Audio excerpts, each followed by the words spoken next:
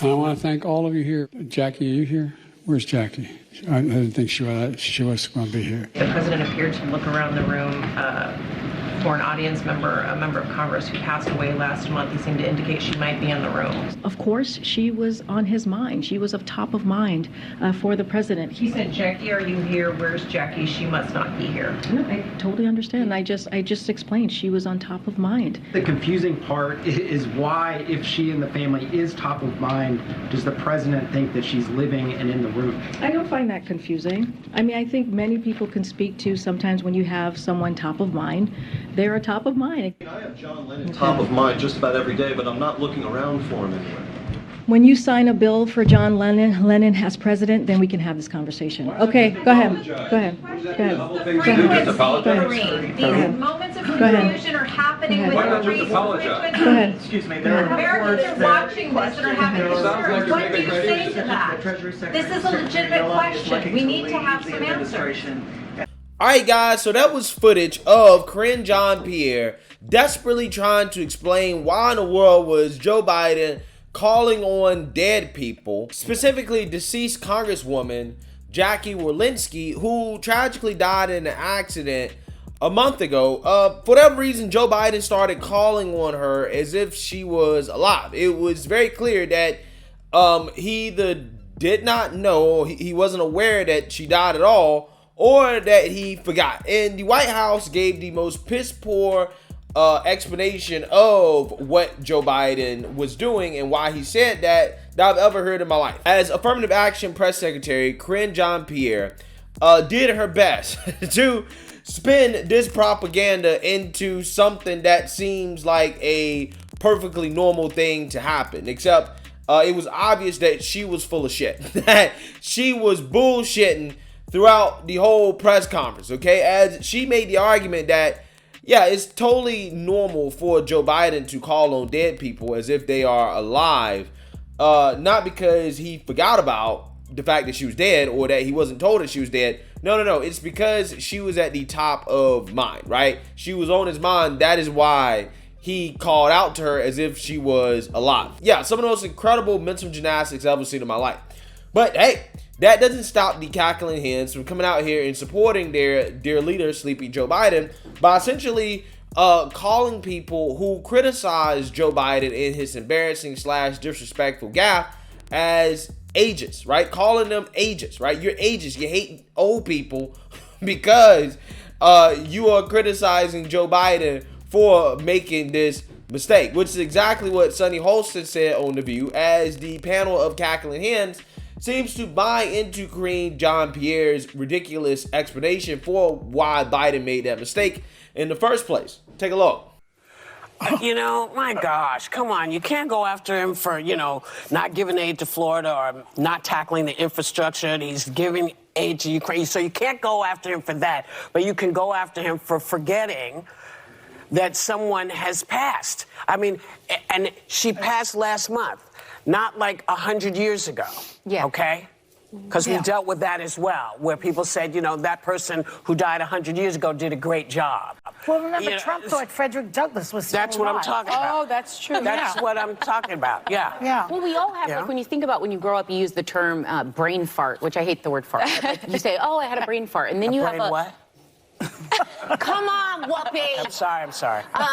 But then you also have, like, they say, oh, I have mommy brain. Like, we have different words. We call it different things at different stages in our lives. But I don't know a human that hasn't sat in a room and gone to say something and been like, oh my gosh. And I think that was very apparent what this gaffe was. I think her explanation made it worse, though, because in that moment, I probably would have just said, okay, guys, he had a moment. Who in this room hasn't? And then just move on. The fact that she kept kind of repeating the same words. Well, she couldn't really move on so easily since the right wing has weaponized. But those were not right wing. His gaffes, but in the past, yeah. Yeah, I mean, they have weaponized the gaffes. They've said that he's senile.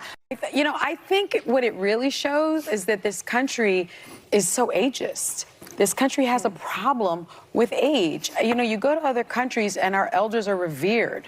They're revered because of the knowledge that they have acquired. And this is a man who has worked in government his entire life. This is a man who probably had a relationship with this woman. And yes, she probably was top of mind. I was thinking about my grandmother the other day and like almost reached out to call her on the phone. She passed away 5 years ago. It could happen to anyone. Right. And I think they need to stop weaponizing his age. I hate that about this country. I think that's a good point. I think that's a good point.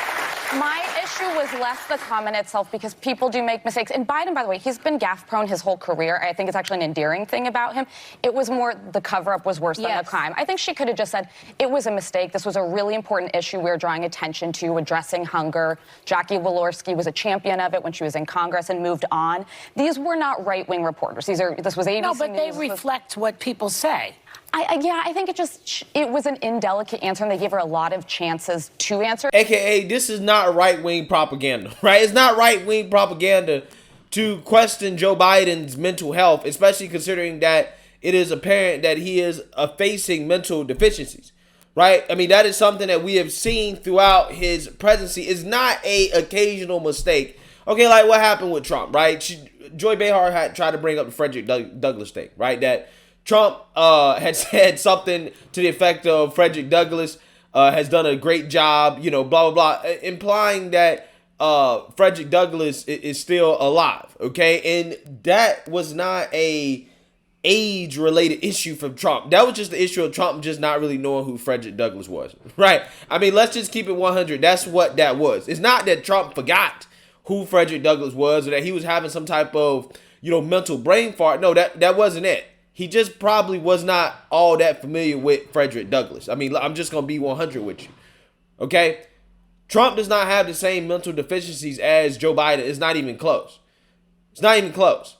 Joe Biden probably has early stage, I don't know, Alzheimer's or something like that. Okay? Joe Biden is not mentally fit to be in office, and you're not an ageist if you question that. Which is exactly what Sonny Hostin said, because again, when it comes to their dear leader, or anybody in the Democrat Party, right? If you disagree with a Democrat, you're some type of bigot, right? You're some type of whether that be a ageist, a racist, or sexist, or you're some type of phobe, whether that be a homophobe, a transphobe, whatever, okay? Anytime you criticize a Democrat, again, you have to be some type of bigot. And they do that to deflect away from a real conversation that we should be having about the President of the United States, which is that, is he too old to be in office? And it's not like Trump has been immune to these criticisms. Trump have gotten these same criticisms, and I haven't seen Sonny Hostin come out here and say, hey, you know, it's not right to question whether or not Trump should be in office based off his age or even his weight, which we have seen people on the left question Trump's weight, saying that Trump is obese and that he shouldn't be able to be president because he's obese, saying that his health might not be the greatest. So again, it's fair game when Democrats do it to Trump, but once, you know, Republicans, or even really just the mainstream liberal media, because they're doing it now because it's so apparent, if they do it, you're some type of, you know, a bigot. Again, it's amazing how that works. But there are people even on the right who have a problem with Trump's age. That's why they like DeSantis. Right? A lot of the people that are voting for DeSantis over Trump are voting for DeSantis because they're like, look, I don't want to see 80-year-olds in the White House anymore. It's really that simple. It's no more or less complicated than that. DeSantis is very much like Trump, but he is a younger, probably less mistake prone, probably more politically savvy version of Trump. And that's what a lot of people like. Again, that doesn't make it wrong, right? That doesn't mean that you hate old people. It just simply means that as you get older, there is a likelihood that you're going to experience mental deficiencies. And we can't have somebody running this country that obviously is not mentally there. I mean, this guy has to be escorted around everywhere like he's a child. He has to be told what to do when it comes to the most simplest of things. This person is obviously not running the country. We should all be concerned about who's actually running the country, because in no way is Joe Biden. Somebody that's not mentally sharp is prone to get taken advantage of, right? They're prone to get taken advantage of because they're not aware enough to actually run anything. I mean, we're talking about a country here, guys. So again, you know, these cackling hands on the View, it never ceases to amaze me how they always want to come to the defense of Democrats when they're facing legitimate criticism instead of addressing the elephant in the room, which is Joe Biden's mental state. Nah, let's not talk about it. And if you talk about it, you're a bigot. Again, it's just another way to deflect from having real conversation because they don't want to have that conversation. They don't want to admit that the guy that they voted for is brain dead, right? They don't want to admit it. Okay, they don't want to admit it. So let me know what you guys think. Make sure you like, comment, and subscribe. Most importantly, share a Black conservative perspective. Peace.